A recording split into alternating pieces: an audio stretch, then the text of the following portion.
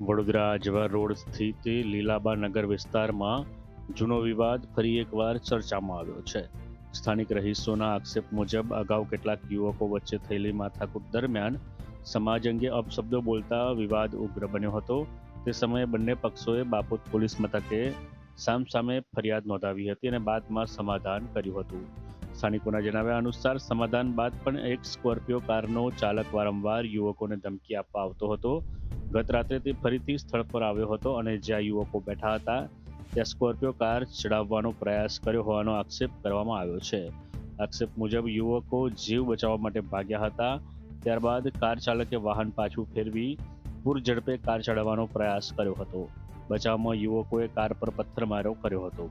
ઘટના બાદ યુવકો બાપોદ પોલીસ મથકે ફરિયાદ કરવા પહોંચ્યા હતા. જોકે સ્થાનિકોના આક્ષેપ મુજબ પોલીસે ફરિયાદ લેવાને બદલે તેમને જ પોલીસ મથકે બેસાડી દીધા હતા. આ સમગ્ર મામલે પોલીસે વધુ તપાસ હાલ તો હાથ ધરી છે.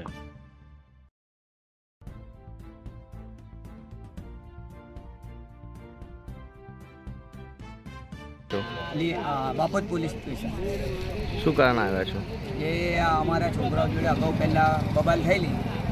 એ બબાલની અંદર અમારા સમાજ વિષયમાં ખરાબ શબ્દ બોલેલા, એના માટે કંકાસ થયેલો અને પોલીસ ફરિયાદી બી થયેલી, જેથી બાપોદ પોલીસમાં આવી અને ફરિયાદી નોંધેલી બે પક્ષની. અને પછી એના પછી કોમ્પ્રો કરી નાખેલો, જેથી પછી કરીને જે છોકરો સ્કોર્પિયોવાળો છે વારે ઘડીએ છોકરાઓને ધમક્યો અને એવું તેવું બધું હાલવા માટે આવતો હતો. અને આજે બી એકદમ ઓછી તેનો આવી ગયો અને આ છોકરાઓ જ્યાં બેસે છે ત્યાં આગળ આવી એને સ્કોર્પિયો ચડાવતો, જેથી કરીને એ લોકો સ્કોર્પિયો પાછી આગળ જતી રહી તો એ છોકરાઓએ કંઈ એમના બચાવ માટે કંઈ પથ્થર માર્યો હશે. તો હમણાં પોલીસ સ્ટેશન આવ્યા, શું કહેવામાં આવ્યું ત્યાંથી? એ અમારા છોકરા જે ફરિયાદી કરવા આવ્યા તો અમારા છોકરાઓને એ લોકોએ અંદર બેસાડી દીધા છે. જી ઘટના ક્યાં બની હતી હમણાં? આ આજવા રોડ લીલાબા નગરમાં.